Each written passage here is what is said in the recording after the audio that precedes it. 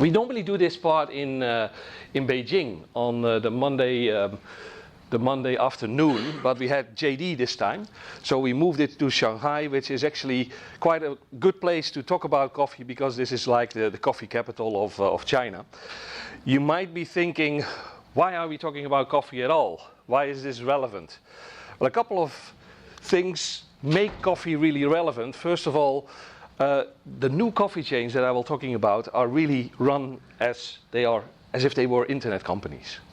So they are catering businesses, but they really are operated as if they were an online startup, an internet company startup.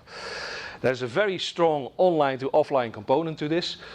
As I said, I tried to get the Kuaidi, the courier, actually to come in this room today. We weren't able to do that, but we will see it the other way around after lunch. Anybody that wants to have another cup of coffee after lunch, we will actually go the other way. We will go into the stores and it should be already waiting for us then. And what we've seen is that a lot of other sectors, especially in catering, but also the competitors and the existing companies that were already here, have started copying basically the technologies and the strategies of these new startups. Now, of course, it wouldn't be one of my presentations if it didn't have at least a number of statistics in it. So this is what happened, as you can see, especially in the last 2 years, the number of coffee shops in China. And almost 10,000 of those coffee shops are located in Shanghai. So that's why it's called the coffee capital of China. And we are going to visit them all today. We're going to visit 3 specific ones, but you will see more and more along the way. But the total coffee market is also in 2021 has started exploding. There's a couple of reasons also which you'll see why that has happened in especially the last couple of years. And if you look at the coffee consumption in South Korea, they actually drink a lot more coffee than in the US. In Japan is sort of comparable. And in the first tier cities in China, where the affluent consumers are, that's not that much different. They actually drink quite a lot of coffee. In the second tier cities, much less. But if you look at the whole of China, and you divide the whole coffee consumption by the population, then it's only 9 cups per year. So there's a real concentration of coffee consumption in these first and second tier cities. And in the sinking market, as we have come to know it, they haven't really sort of discovered coffee yet. You will also see that a lot of these coffee shops are located quite close to office buildings, so white-collar workers drink enormous amounts of coffee, as a matter of fact. Not many Chinese people, especially outside the cities, are drinking like a black Americano. They have flavored tea, they have lots of milk, they have fruit coffee, lots of milk in their coffee, they have fruit-flavored coffees, etc., etc. So not really black coffee drinkers so far. Now, another reason why I think this is a good story is because it's a story that doesn't just talk about coffee, but it talks about digitization, it talks about fraud, it talks about revenge, and it talks about competition, all of it with Chinese characteristics, as we've come to know. Now, I'll specifically start with a company called Luckin Coffee. You've already had Luckin Coffee also on a Monday. We arranged it because they changed the whole coffee market here in China. They started in 2017. The Chinese name is Luckin Coffee. Luckin Coffee. And when they launched in 2017, they immediately had a very different positioning and branding than you would expect from a coffee company. Not something with lots of dark and brown colors, but very bright with a lot of white in the branding. And they used 2 very popular actors to movie stars for their brand endorsement. Now this lady, for instance, Tang Wei, she used to, she played a role in a very controversial movie, Lost Caution. Now you can already tell a bit about the title, why it's controversial. And I think it's probably even banned in China, which makes her all the more popular, of course. But they launched the brand back in 2017 with this commercial.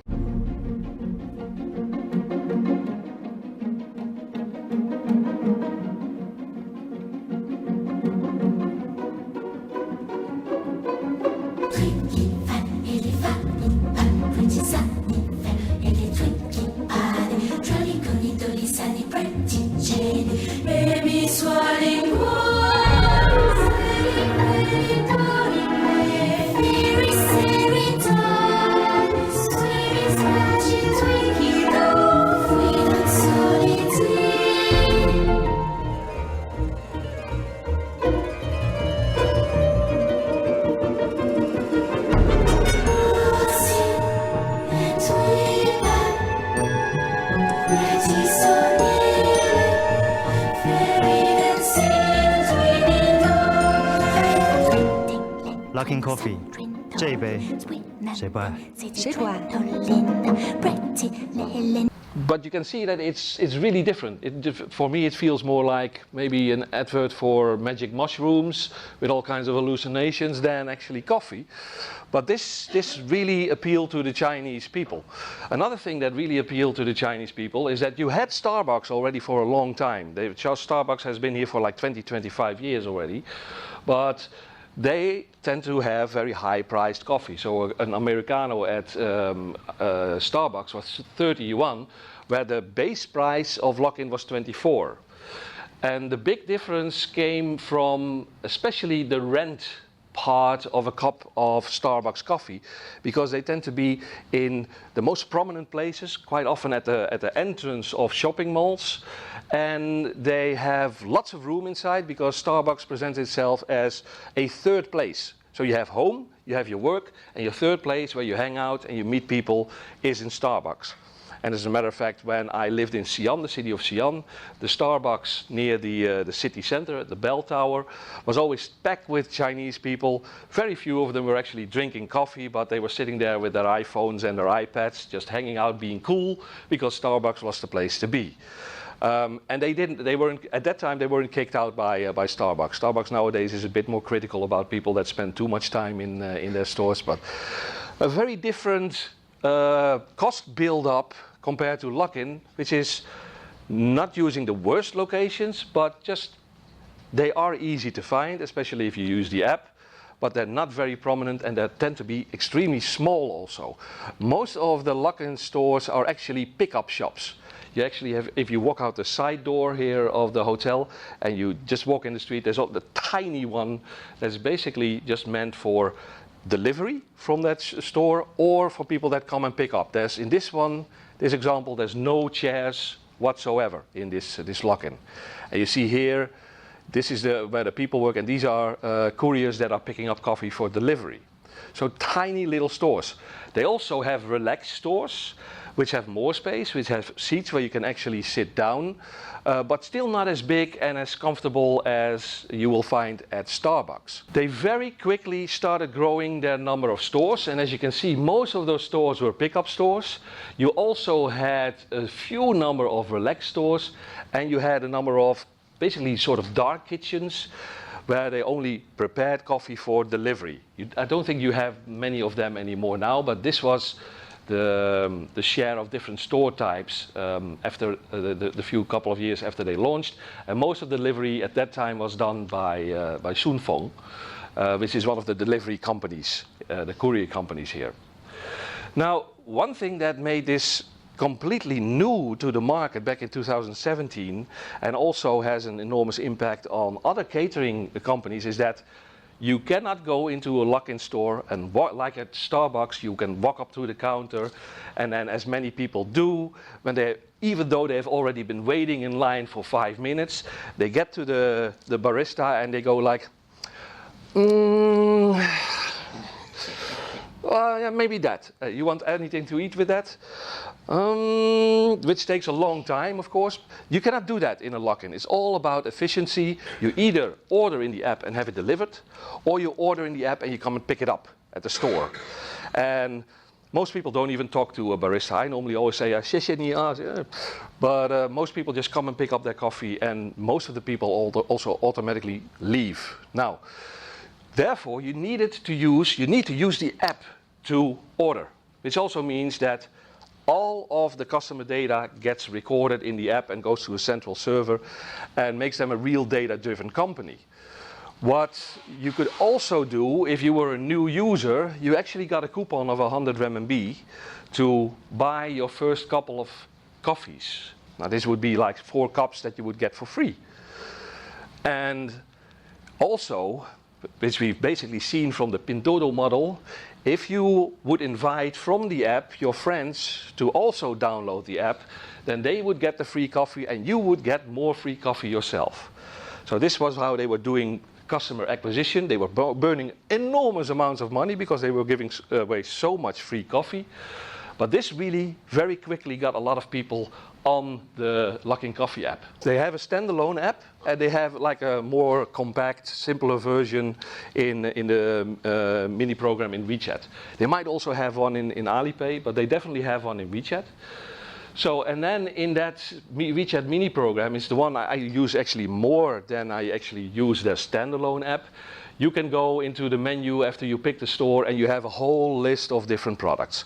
It used to be limited in the beginning, but now they have maybe like 50 or 60 or how many ever SKUs. What they also did, they didn't just get you some free coffee when you started out as a new customer, but you could also buy coupons. So, okay, you've tried our free coffee now. You know what?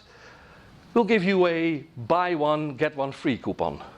Or we'll give you a buy two, get three free. Or buy three, get four free. For that 24 yuan price, basically, that they were charging for their base coffee. So that meant that you still had lots of very cheap coffee that they were subsidizing in the back end to make you become a very loyal customer. And at that time, I always used to have like 10 coupons, and you can buy these coupons in different, like I said, the assortment was really simple then, 27, 24, 21 yuan. And I would always go to Luckin for my coffee because I already bought those coupons. I would be stupid not to use them and go to Starbucks or whatever other company. I'm also not a coffee snob. I drink my coffee with milk and sugar. I actually like some of their new products as well. So yeah, the coffee was fine for me. For most of the Chinese people, it's perfectly fine as well, especially for this price. So buy X, get Y coupons for free to have people reuse that same brand and buy more and more coffee, and bit by bit they became more and more loyal. Now what you do, if you buy your coffee in the app, you need to be careful to select the right store close to you. The first time we've tried this with a Beijing guide, it was back in 2018. We had a group of 16 or 17 people, and he forgot to select the right store, and he ordered coffee from a store on the other end of Beijing. So, and somebody was sitting there with like 20 cups of coffee going like, why isn't anybody picking this up? So, but if you do it correctly, you get a QR code like this. Back in the days before COVID, you also used to get an SMS message. That's now all just a notification in the app to say it's ready, it's waiting for you. And then you would go into the store and your coffee would be waiting for you. And you could see on this little receipt the number that you also see in the app here. Now, you've heard about the lucky and the unlucky numbers. Last time I was in Beijing, I ordered coffee from Luckin, and I got this receipt. And I actually told them, couldn't you guys just have skipped maybe the 444? So like 4 is like unlucky because it sounds like death. I said, I'm not even daring to go out anymore into traffic because anything could happen to me today after getting this coffee, if I even survive the coffee. So of course, they had a good laugh about that. But this is really a number that I got last time in Beijing. Now, first, Luckin got a lot of funding from private investors, but they eventually went in 2009, also quite quickly after their launch. They IPO'd. They got 561 billion during the IPO. And they used a lot of that money also from the private investors in something which is called the burning money model, or blitzscaling. And blitzscaling, yeah, must sound familiar, but that's what they call it here. And it happens for a lot of startups in the Chinese market. You first basically find like a new market, which could be coffee, which could be rental bikes, which could be ride-hailing, which could be any kind of new thing. You get capital for that, first private capital, and then when you have scale, you IPO, and then you start burning that money by expanding very quickly, by giving away all these discounts and opening more and more and more and more stores. And by the time everybody has become a loyal customer and you have a lot of penetration and coverage, then you start raising your prices. That's, like I said yesterday, basically also what Temu is doing. They will raise their prices by the time everybody is a loyal customer. And you don't see in the front end that you've actually always received that discount. So this is a model that's been constantly used, especially in the last decade. Now this guy is the founder of Luckin. Now, who would give money to this guy? The thing is that even after the IPO, they even raised more money, but unfortunately, Mr. Lu is not the most honest person, and they actually, in their prospectus for the IPO, they had made up something like $360 million in sales. That were dollars, that were actually not true real sales. So what he did, without it going into too much detail, you have Charles Lu here. He already had a network. He had his guanxi from other businesses that he had before. And he had a lot of people that bought coupons from him, those discount coupons. So he was selling millions of coupons to his buddies that he reported as sales, but actually are a debt, because you're supposed to, at one point, give product for that. But he reported that as sales. On the other hand, he had a number of buddies that could make the coffee machines for him, and he was financing the coffee machines with the money he got from selling coupons to the other guys. So he was creating this whole sort of coffee economy that was running with his own network. And there was a report was made by, I think it was a short seller company that actually hired a lot of students, and they had these students just sit near or in a Luckin coffee store and just count how many coffee cups were actually sold. And they compared that with the report, with the prospectus and the financial results that Luckin reported, and they found out that they were basically just cheating. They were cooking the books. After that, of course, the Luckin stock, the stock price completely collapsed, which had been doing quite well before that. This is somewhere where the rumor began going around, and this is where they admitted it.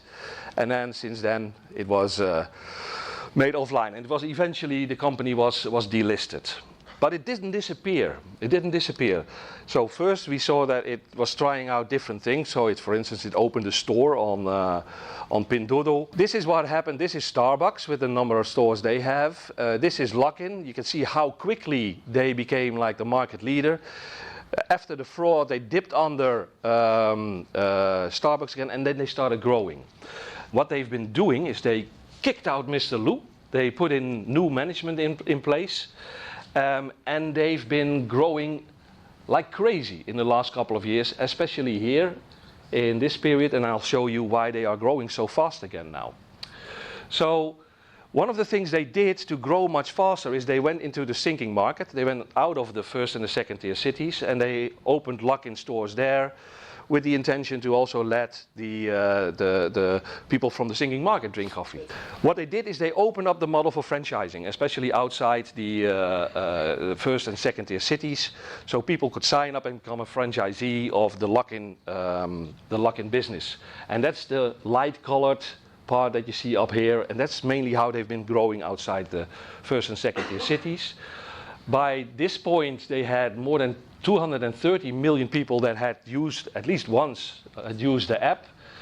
And they had 48 million monthly transactions. And seemingly they now, around this time, have about 70 million monthly active users, people that are at least buying on the app once a month. Here you can see how the number of stores is divided between the different types of city tiers. But they have really made moves into that sinking market that I discussed. One thing that they're also known for is they constantly launch new products, especially the last couple of years. They do a lot of product innovation because they don't want people really to stick to the cappuccino or the Americano, but actually come back because Luckin has a cool new product. Chinese, as Stefan was also saying, they really like to try out new things. They really like innovation. And these are some of the most popular things that they launched. So they launched more than 100 new SKUs per year. And 8 of those SKUs have actually had more than 100 million renminbi in sales. And they normally are just there for 3 months, and then they get replaced by something new. Of course, the Americano, the cappuccino, the latte, this basic assortment, but they constantly launch new things, among which a coffee that Stefan referred to, the Mao Tai. Mao Tai is the most important baijiu brand. And it's got a tiny bit of that 55% alcohol in it, which is enough to make it taste like baijiu, that coffee. And that was such a new combination that everybody went to try it. All of the young people wanted to try that. And they also gave that to a couple of older guys that were like real loyal baijiu drinkers, and they filmed them, but they had never drunk coffee. So they would take a sip, and you could see them like, oh, what is this?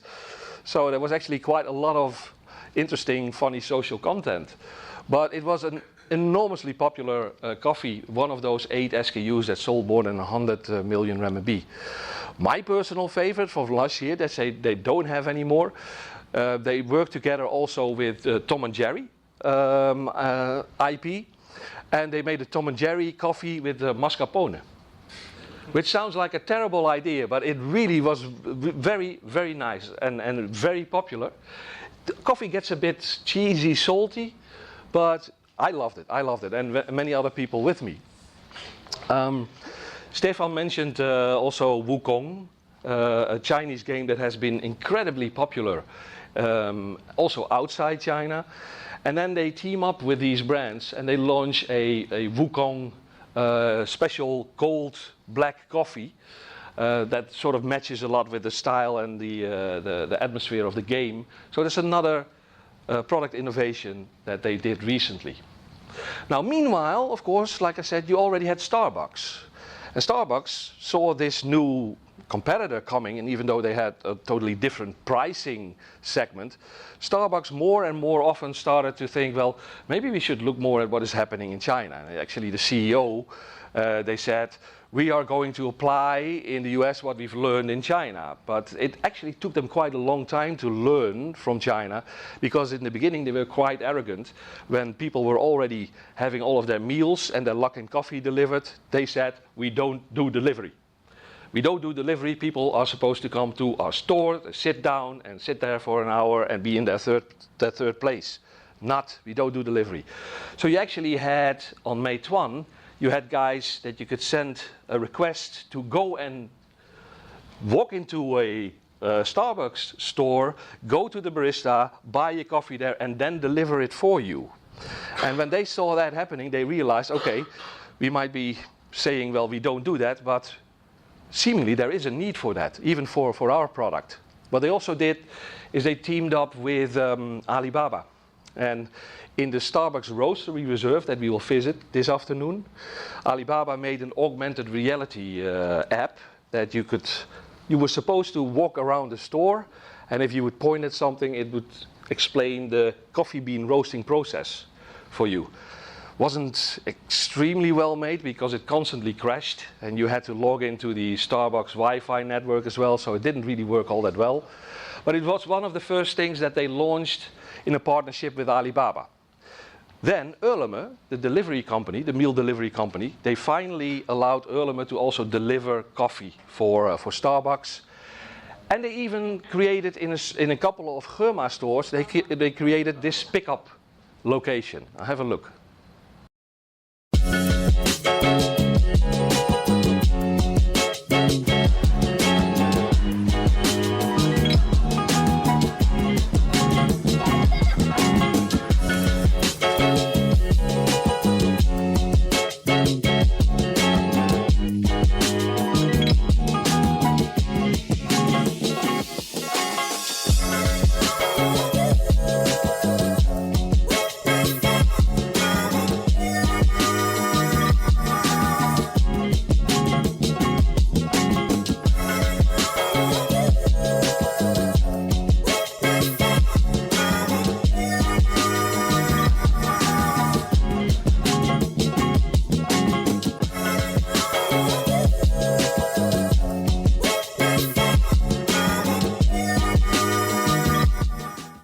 while you're doing your shopping at Germa, you've ordered your coffee and it gets prepared for you and you can pick it up at one of those booths. I don't see them anymore nowadays. I think they've all disappeared, but it was something that they try out in that partnership between Alibaba and Germa. And Starbucks, as I said, realized we need to go with the trends and the needs of the Chinese consumer, so they started that delivery, but they also found that it's quite costly, so it had quite a big impact on their profitability in the beginning as well. The digital sales in the app very quickly became 10%, of which 7% was delivery, very quickly after they launched this. They even launched together with Alibaba. Alibaba had its own voice AI assistant called Tmall Genie. So they created a special Tmall Genie, Starbucks branded, where you could basically order it to bring you some coffee. I think most of these things have also disappeared. They even went so far that they created Starbucks Now shops, which were sort of like a copy of the Luckin concept, like very small stores that actually have no seats and where the couriers come and pick up the coffee for delivery. As a matter of fact, when you see this front, I earlier on showed you the Luckin Coffee store, that very small ones where they also were picking. That's here. It's right next door. So nowadays you still see some of these Starbucks Now locations, like the pickup locations, but mostly what they've done is they simply created a Starbucks pickup station out of all of the regular Starbucks stores. So now you have the QR code on the door, and you can download the mini program or the app, and then you can simply, just like you can in Luckin, you can order and walk in and it's already waiting for you, or you can have it home delivered. Also, what's been happening, Alibaba and Starbucks had that sort of exclusive partnership. So probably because of the new government legislation that you're no longer allowed to say to your clients, pick one of two. That exclusivity has disappeared. So there's no longer only a partnership between Alibaba and Starbucks, and they've actually started to work with Meituan for coffee delivery. So in some of the cities, and you might see them today, you have these yellow Meituan guys, and they have specially Starbucks branded boxes that are also prepared to make sure that the coffee stays hot and doesn't spill much. And they are zipping around town delivering these Starbucks orders. Still, at the same time, Starbucks continues to work together with Alibaba, and they last year launched curbside pickup, which means that if you use Gaude or AutoNavi or AMAP, the navigation system of Alibaba, you can say, okay, I'm going from A to B, and the app will determine if you pass a Starbucks location, and it will order the coffee for you, and you simply drive by, you stop by the side of the road, and there will be a waitress waiting there with your coffee to hand it to you. And then you can continue on your journey without ever leaving your car. So 150 stores at that time in 2023 were launching that service. Something I also mentioned when I was talking about live commerce is that more and more brands are going into these short dramas. Short dramas like 3-minute sort of soap operas on content platforms are really popular in China. They're short, people watch them when they're commuting. And more brands are getting involved in this by doing product placement or creating their own stories. So this is the story that Starbucks launched as a short drama. I think it's 10 episodes of 3 minutes. I opened a Starbucks store in ancient times, about a guy that is time traveling back into an old dynasty and is opening a Starbucks store there. I'll show you the trailer of the series. 有一个人做到了。 公主，你想要谋生，我们可以开一家咖啡店，一起赚钱。咖啡店是卖什么的？卖咖啡，结合百姓的风味习性，特调出各种限定的风味饮品。星巴克站开门大吉，这边排队，39.9碗2杯。我一个穿越人，在你这儿搞个跑腿外卖，分分钟拿爆你兴国惊喜。传香古11，进宫面圣。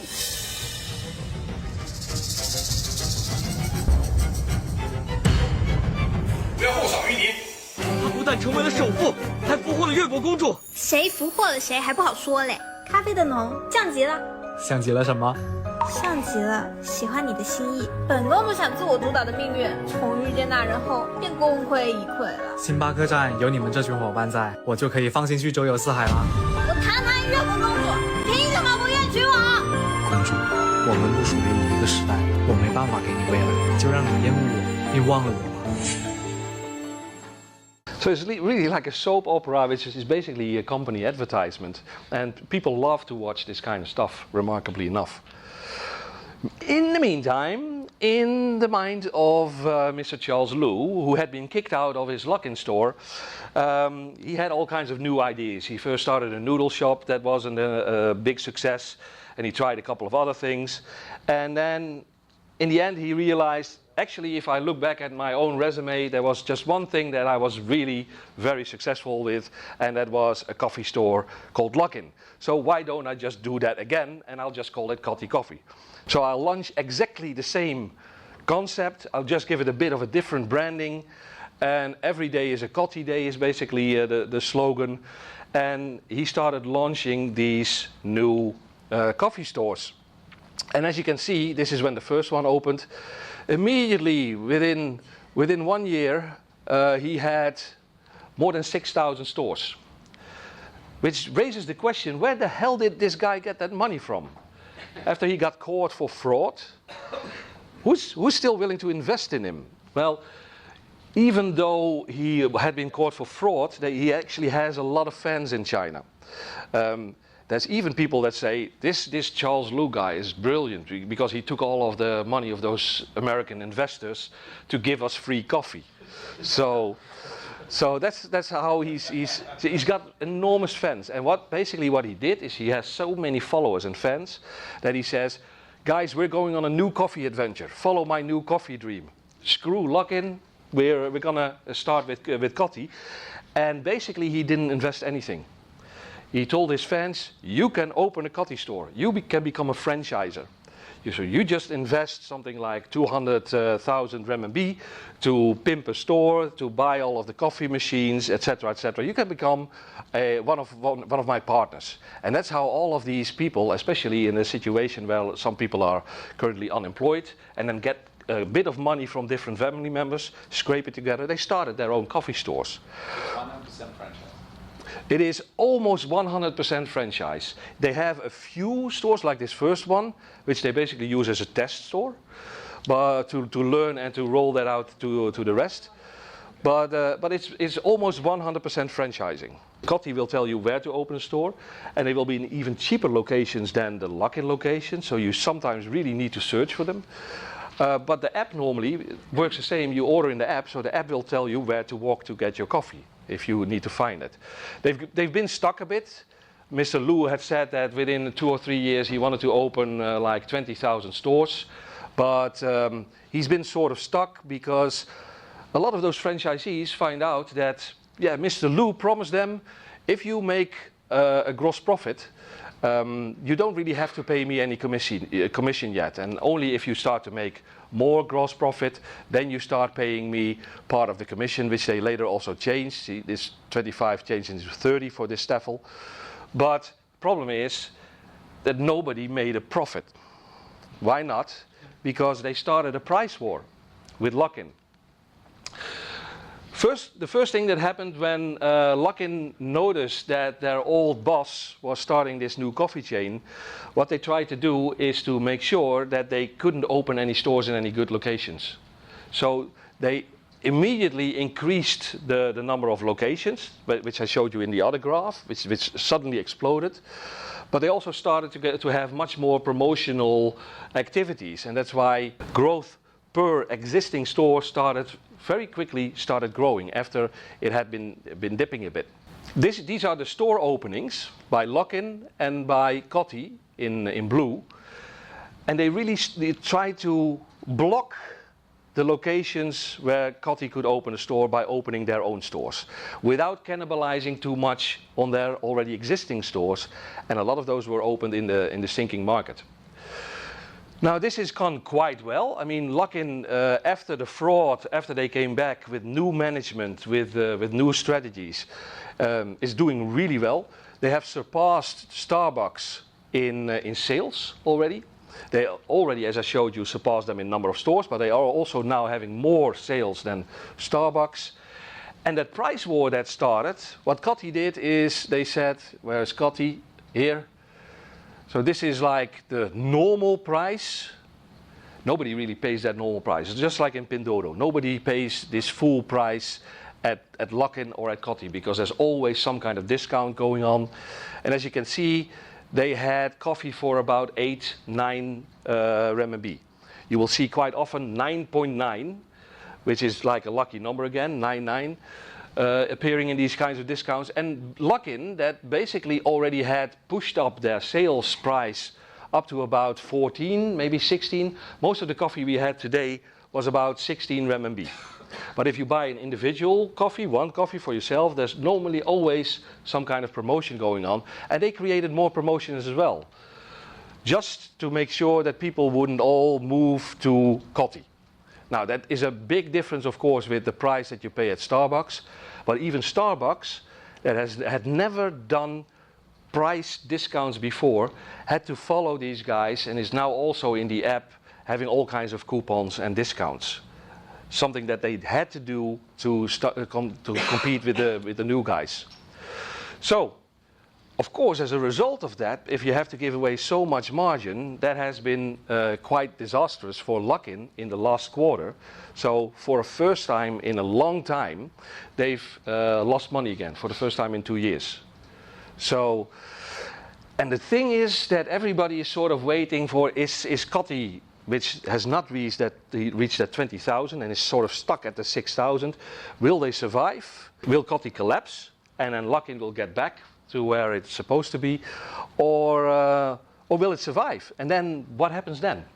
Because then this competition continues, and that's not very good for Luckin Coffee. Now, like I said, the coffee that you also buy at Cotti is even more crazy than the stuff that you buy at Luckin. This is coffee. This pink thing here is actually a coffee product. So yeah, I haven't been very, even I haven't been very enthusiastic about their products so far. But they also have a different type of branding. This is one of the most recent commercials.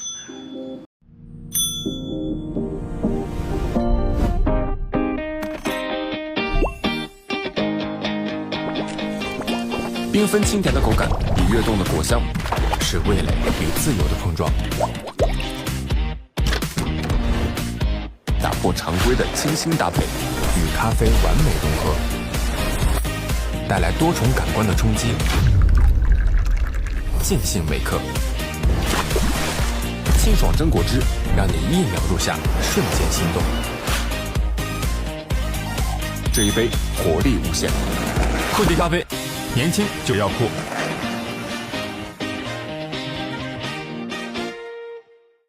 So quite different again, but they really position themselves as stay young, drink Cotti. So they really target the young people. So they work together with lots of very young pop stars and lots of movie stars. They are a sponsor, remarkably enough, of the Argentinian football team. So, they have worked with Oatly. You probably know Oatly, like the oat milk product. So they've worked with Oatly, where Oatly is basically paying for a lot of the marketing campaigns. So Cotti doesn't have to finance that at the same time, and they make co-branded products. They claim, Cotti, now to have 7,500 stores. And like I said, their original target was 20,000. They're not going to make that, of course. Under the current circumstances, but they have already started to expand to other countries. They're saying we're active in 28 different countries. I've seen on WeChat that they have had advertising even in the Netherlands and in Germany for people that wanted to start a Cotti store, that wanted to become a Cotti franchisee. So I don't think that they are present yet. Have any of you guys seen them? No? So I don't think that they are active yet, but they are in many different countries around the world. And this is also something, even though it's like maybe 1 or 2 stores, that allows them to say, look, we're active all over the world, 28 different countries. Luckin has also started to expand into places like Singapore, where they're actually doing quite well. So this could also be another Chinese company that could be coming our way in a couple of years. Now, this is normally the place that at the end of the coffee tour that we do in Beijing that I take people to, because it's like in the basement of a big office building, and you have Luckin and Cotti just right next to each other. Normally, this one is actually quite busy. This one gets a few customers, so it's also actually interesting to see how well are these two competitors doing. But they're close, but they're not friends. Huh? So, to wrap up, Luckin, with 20,000 stores now, is leader in the number of stores. It has more sales than Starbucks. Then you have Cotti. Then there's a couple of other chains that are nationally active. And you have many different independent stores. So as a matter of fact, these are the big chains here, and these are all of the other coffee stores. So just like we saw at the pop and mom shops, there's a lot of fragmentation, and most of the stores that are active here don't survive long because of the price war that is happening here on the top. This is also to show you where they are active. And you can see that Lucky Cup, that's another chain that's part of Mixue. You might see a Mixue today is actually an ice cream store that sells ice creams and milk tea, and they also started a coffee chain around the same time as Luckin, and they are really active in the sinking market. So the darker, the less active they are in the first and second tier cities. And this is a sort of a diagram where you see where these three companies, Starbucks, Luckin and Cotti, are active. Starbucks really in the affluent part of China, as we've seen before. Here you can see exactly that Hu line that we've discussed running, that most of the people live here, and that's why you will find the most Luckin and Cotti stores there. This is the situation, and you can also in the handouts compare these different prices. You can see how big the stores are, the number of SKUs they have, the number of stores. So this is really, even though it's about coffee, it is really a story, a business case about how this Chinese competition works. Like the fraud, the revenge. You get kicked out of your own coffee store and then just come back. And I'm pretty sure that Charles Lu is not just thinking about becoming very successful again financially, but he is just out for revenge, and he's trying to kill off his former brand. So the coffee market is continuing to grow as more and more people, especially in the sinking market, now also start drinking coffee. And if you want to go even deeper into this story about revenge and fraud, and that will also have information about the investors behind the company, you can find that in your TechBoss China subscription this weekend. Thank you.